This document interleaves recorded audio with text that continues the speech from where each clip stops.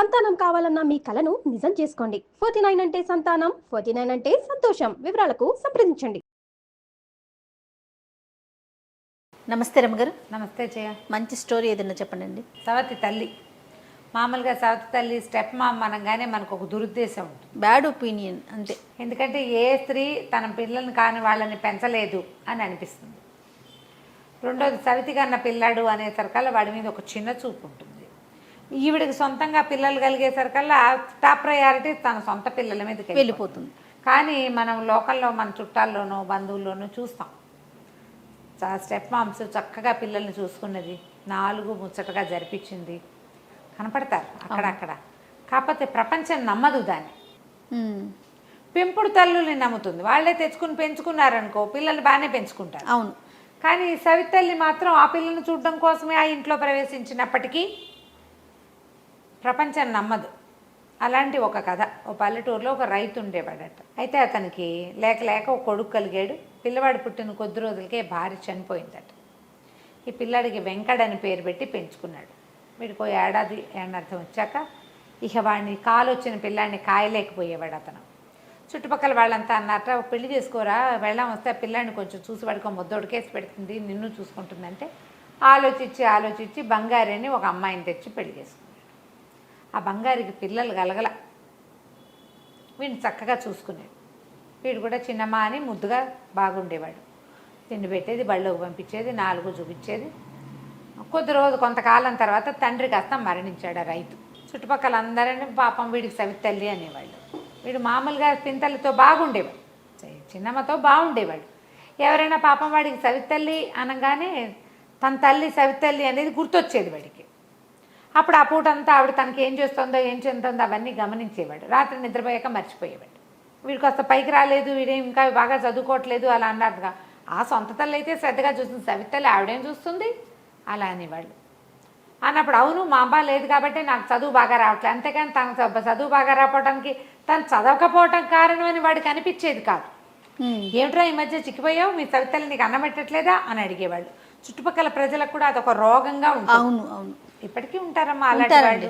వాళ్ళని నమ్మలేం మనం, అసలు సమాజాన్ని నమ్మలేని స్థితి వస్తూ ఉంటుంది ఇలాంటప్పుడు. ఏదో వీళ్ళ ఐడియాలజీ వీళ్ళ ప్రకారం వీళ్ళు చేసేస్తూ ఉంటారు.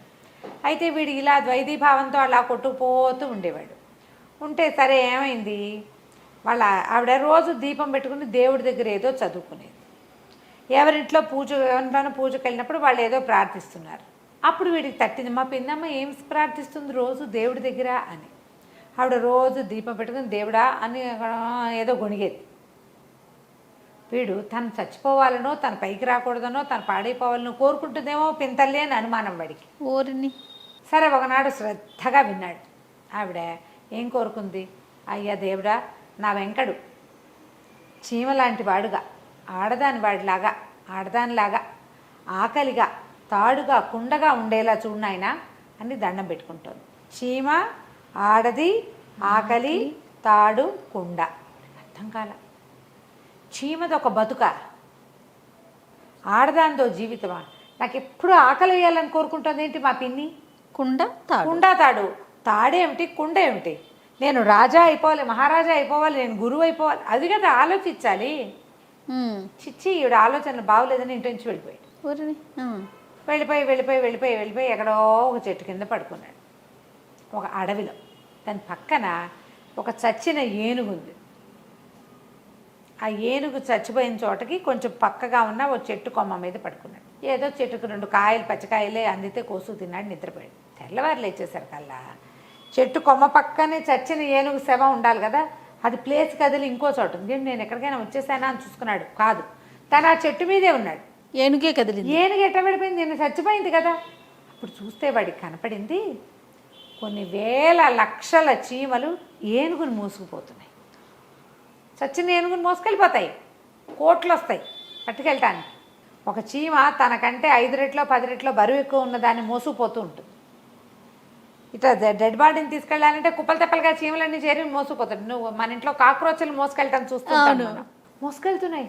కొంచెం జరిగి ఏనుగు కొంచెం ముందుకెళ్ళిపోయి ఆశ్చర్యపడి, అంటే చీమ అంత చిన్న జంతువు కాదు, పూసిని దీనికి చాలా శక్తి ఉందే, అది ఎప్పుడు సమూహంతో ఉండి పనిచేస్తుంది. నలుగురితో కలిసి ఉంటుంది, రేపటికి సంపాదించుకుంటుంది. వాడికి చీమ మీద అమాంతం గౌరవం పెరిగిపోయింది. మా పిన్ని నన్ను చీమలాగా ఉండాలంది. ఇది కాబోలు ఆవిడ పాయింట్. అర్థమైంది అతనికి. సర్దుకున్నాడు. అక్కడి నుంచి ఏం చేశాడు, ఏదో కాయకాసులు కోసుతున్నాడు. ఒక ఊళ్ళోకి ప్రవేశించాడు. కాళ్ళు పీక్కొస్తున్నాయి. ఒక గుమ్మంలో కూర్చున్నాడు. ఆ గుమ్మంలో ఇంట్లో ఒక రోగిష్ట ఆయన, 2 చిన్నపిల్లలు ఉన్నారు. పిల్లలు ఏదో ఏడుస్తున్నారు, ఏడుపు గొంతులు వినపడుతున్నాయి. వాళ్ళ నాన్న ఎవరు ఉండండర్రా, మీ అమ్మ వచ్చి ఏమైనా చేసి పెడుతుంది, అట్లా గోల్ చేస్తారు అని కేకలేస్తున్నాడు. ఇంతలో ఒక ఆవిడ, అప్పటికి ఇతను కూర్చొని 1 గంట 3/4 గంట అయింది. పిల్లల గోల మామూలుగా లేదు, తండ్రి మూలుగులు కేకలు మామూలుగా లేవు. లేచెళ్ళేందుకు మన వాడికి సత్తా లేదు. ఒక ఆవిడ వచ్చింది, మొహం తుడుచుకుంటూ చెమటలు గారుకుంటూ చీర ఎగుదోపుంది. ఓ 2-3 వస్తువులు మోసుకొస్తోంది. ఏదో తినడానికి కూడా పట్టుకొచ్చింది. లోపలికి రావటం ఏంటి, అప్పటిదాకా కంగాళి కంగాళి కంగాళిగా ఉన్న ఇల్లు ఒక్క క్షణం శృతిలో పడింది. క్షణంలో ఈవిడ రావటం ఏమిటి, ఆ చేతిలో తెచ్చిన వస్తువు లేదో మర్తకింత చేతిలో పెట్టింది. పిల్లలిద్దరికి చెరుకు అప్పచ్చి పెట్టింది. అప్పటిదాకా ఏడ్చి రాగాలు తీసి కొట్టు చచ్చిపోతున్న పిల్లలిద్దరికి ఇక్కురు మనకంటా కూర్చున్నారు. సైలెంట్గా ఉండిపోయి ఆవిడ దొడ్లోకి వెళ్ళి కాళ్ళు కడుక్కుని చకచకా పొయ్యి వెలిగిచ్చేసింది. నిమిషంలో బియ్యం పొయ్యి మీదకి ఎక్కిచ్చేసింది. అక్కడి నుంచి చీపురు తీసుకుని ఇల్లు వాకిలి బరాట్లు టకటక టకటక ఊడ్చేసింది. పొయ్యి మండుతుండగా ఎసరు కాగుతుండగానే ఈవిడ ఇల్లు వాకిలి ఊడ్చేసింది. అక్కడ ఇక్కడ పడున్న సామాన్లు సవరిచ్చేసింది. పడమటి ఇంట్లోవి వంట అయిపోయింది. అరగంటలో ఈ బయటపాటు చూస్తూనే ఉన్నాడు. సరే అన్నం పెడతారండి, పచ్చడి తెచ్చాను అని చెప్పింది. పచ్చడి పైనుంచి మజ్జిగ దుత్త తీసి కింద పెట్టింది. పచ్చడి అన్నం కలిపింది. కలిపేసరికల్లా ఇతను అన్నాడు, బయట ఎవరో కుర్రాడు కూర్చున్నాడు, వాడు తిండి కూడా చూడవే అన్నాడు. అనేసరికల్లా ఏమబ్బాయి ఏనాయనా తింటావా, అన్నం తింటావా అని అడిగింది. వద్దులేండి, మీరు కష్టపడొచ్చారు. కష్టపడి వస్తే ఏమిటి, అన్నం తింటాను కాకపోతే ఎందుకు, రా లోపలికి రా అని వాడిని లాక్కొచ్చింది లోపలికి. బయట కూర్చున్నాడు కదా మన వెంకడు. లోపల తెచ్చాక వాడికో ఇంత అన్నం, వాళ్ళు ఎవరింటో ఇచ్చో తెచ్చిన పులుసు, అంత పచ్చడి ఏదో తెచ్చింది. 3 ముద్దలు ఇదో 3 ముద్దలు అంత మజ్జిగ పోసింది. హాయిగా తిన్నాడు. ఇల్లంతా చూశాడు. రాగానే అతనికి ఎట్లా కనపడింది, అది లేచిపోయే కొంపలా ఉంది. ఇల్లు శుభ్రంగా ఉంది. పిల్లలిద్దరూ ఓ పక్కన కూర్చొని ఆడుకుంటున్నారు. భర్త ఏదో కులాసాగా కబుర్లు చెప్తున్నాడు. 2 గంటల క్రితం ఈ ఇల్లు ఎలా ఉంది, ఇప్పుడు ఎట్లా ఉంది. ఆడదుంటే ఇట్లా ఉంటుంది. అర్థమైంది. ఏ ఊరినైనా ఏమిటి సంగతి కనుక్కుంటే ఊరికే ఏదైనా పని చేసుకుందామని దేశం మీద పడ్డాను అన్నాడు. నేను పనిచేసే వాళ్ళ ఇంట్లో పెళ్ళుంది, అందుకే అప్పచ్చులు తెచ్చాను, నువ్వు కూడా తినని ఒక అరసి ముక్క తుంచిపెట్టి, పనివాళ్ళ అవసరం ఉంది, 4 రోజులు నాతో పాటు రా, శుభ్రంగా కడుపు నుండి అక్కడే తిందు. కానీ మగపిల్లాడివి, వయసులో ఉన్నవాడివి అంత అన్నం తినచ్చు. చిన్నపిల్లలతో పాటు నేను వండిన ఇంత గ్లాస్ అన్నం తింటాం కాదు, హాయిగా తినేసి పని చేసుకుంది. కానీ 10 రూపాయలు చేతిలో పెడతారు అబ్బాయి అని చెప్పింది. ఆడవాళ్ళ సమర్థత చూడు. ఆవిడే ఏం చేస్తోంది, ఇల్లు చేసుకోగలదు, బయటికి వెళ్ళి పని చేసుకొస్తుంది, ఇంకొకళ్ళకు కూడా అవకాశం చూపిస్తుంది. మా పిన్ని నన్ను ఆడదానిగా అవ్వాలని కోరుకుంది. ఆడది ఎంత సమర్థురాలు. అదే మొగాడైతే బయటికి వెళ్ళి ఏదో రూపాయి తెస్తాడు, ఈ ఇంటిని ఇట్లా సవరించగలడా, అతిథి అభ్యాగతిని చూడగలడా, వాడికి అంత సమర్థత ఉండదు. మీరు కోపాలు తెచ్చుకోకండమ్మా, ఉండదు. ఎందుకు ఉండదు అని పోట్లాడకండి, ఉండదు అంతే. వాళ్ళు అందుకు తయారు చేయబడలేదు. ఆడవాళ్లే ఇన్ని పనులకి సరిపడా తయారు చేయబడ్డారు. దాంతో వీటికి నచ్చింది. సరే వాళ్ళు 4 రోజులు వాళ్ళ ఇంట్లో పనిచేసి ఓ 10 రూపాయలు జేబులో వేసుకున్నాడు. ఒకనాటి రాత్రి ఆవిడకి చెప్పబుద్ధి అయింది. నిదానంగా చెప్పేసాడు. అయితే ఏమైంది, అక్కడ పెళ్ళిలో బాగా తిన్నాడు కదా, పెళ్ళిలో పూట తిని నాకు ఆకలి వేయటం లేదమ్మా, అన్నం వద్దనేసరికల్లా, అయ్యో నాయన, అన్నం ఆడకపోవటమే ఆకలి వేయకపోవటమే జబ్బురా, ఆకలి వేయాలి, ఎప్పుడు ఆకలి ఉండాలి, ఆకలి ఉంటే ఏ జబ్బు ఉండదు. నీకు ఆకలి లేదు అంటే అయితే మనసుకి లేకపోతే ఒంటికి జబ్బు ఉన్నట్టే లెక్క అనేసరికి, అంటే ఎప్పుడు ఆకలిగా ఉండాలని కోరుకుంది మా పిన్ని. ఇదా అంటే జబ్బు లేకుండా ఉండాలి అంతే. వాడు ఆగలేక మా పిన్నమ్మ ఇట్లా కోరుకుంది అని చెప్పాడు.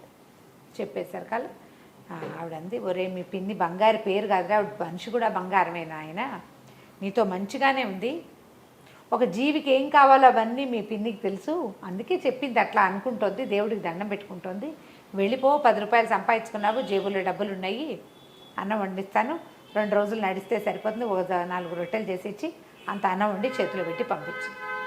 వీడి ఇంటికి బయలుదేరాడు. ఇల్లు చేరేసరికి ఏమైంది, ఆ పిన్ని ఒక్కతే ఉంది కదా, వీళ్ళ ఇంట్లో ఎవడో దొంగ జరబడ్డాడు. వీడు ఇంకా దూరంగా ఉన్నాడు. చీకట్న ఎవడో గోడ దూకటం కనపడింది.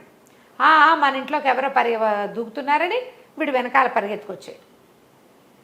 గోడ దూకి ఈ చిన్న గుడిసెలాగా ఉంటుంది వీళ్ళు పై కప్పు తీసి వాడు ఎవడో లోపలికి దూకాడు. వీడు పరిగెత్తుకుంటూ వెనకాల నుంచి వచ్చేసి గట్టిగా 2 చేతులు పెడరెక్కలు విరిచిపెట్టుకుని పిన్నమా పిన్నమా పిన్నమా అని కేకేశాడు. ఆ చిన్నమ్మ లేచి వచ్చింది. ఎవర్రా నాయనంటే నేనే, వెంకండి తాడందుకో, వీడిని కట్టేద్దాం, తాడందుకో అని కేకలు పెట్టాడు.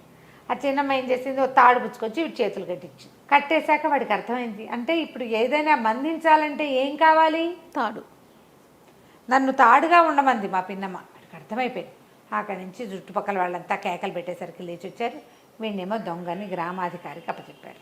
ఆ పిన్నమ్మని కావలించుకుని, నాయన ఏమైపోయావురా, 4 రోజుల నుంచి కంటి కూడా కనపడకుండా పోయావు, ఏం చేసుకొచ్చావు, ఏం చేద్దావు అని అడిగితే అంతా చెప్పి అడిగాడనమాట, నువ్వు నన్ను ఇట్లా ఉండాలని కోరుకున్నావు, ఇవన్నీ బాగానే ఉన్నాయి, మట్టికుండగా ఉండమని కోరుకున్నావు ఎందుకమ్మా అంటే, మట్టికుండ అంత ఉపయోగకరమైన వస్తువు ఇంకొకటి ఉందా, పెద్దింట్లో అయినా ఉపయోగపడుతుంది, చిన్నింట్లో అయినా ఉపయోగపడుతుంది, దాన్ని ఎక్కడా దాచక్కర్లా, జస్ట్ జాగ్రత్తగా హ్యాండిల్ చేసుకుంటే 10 సంవత్సరాలైనా దాని జీవితం ఉంటుంది. పెద్దవాడికి ఉపయోగపడుతుంది, చిన్నవాడికి ఉపయోగపడుతుంది, అందరికీ అన్ని చోట్ల ఉపయోగపడేవాడిగా నువ్వు ఉండాలని నేను కోరుకున్నాను నాయన అంటే వాడు సంతోషించాడు. నన్ను అందరికీ మేలు చేసేవాడిగా, అందరికీ ఉపయోగపడేవాడిలాగా, సొంతానికి కూడా ఉపయోగపడేటట్టుగా ఉండమంటోంది మా పిన్నమ్మ అని అర్థం చేసుకుని ఆ తర్వాత హాయిగా ఉన్నాడు. చక్కగా పెళ్లి చేసుకుని పిల్లల్ని కన్నాడు. పిన్నమ్మతోటి సుఖంగా ఉన్నాడు. కథ కంచికి మన ఇంటికి. వస్తువుల నుంచి ఎంత గొప్ప విషయాలు చెప్పారో చూడండి రమ్మగారు. చాలా బాగుందండి. నమస్తే. నమస్తే చెప్పు.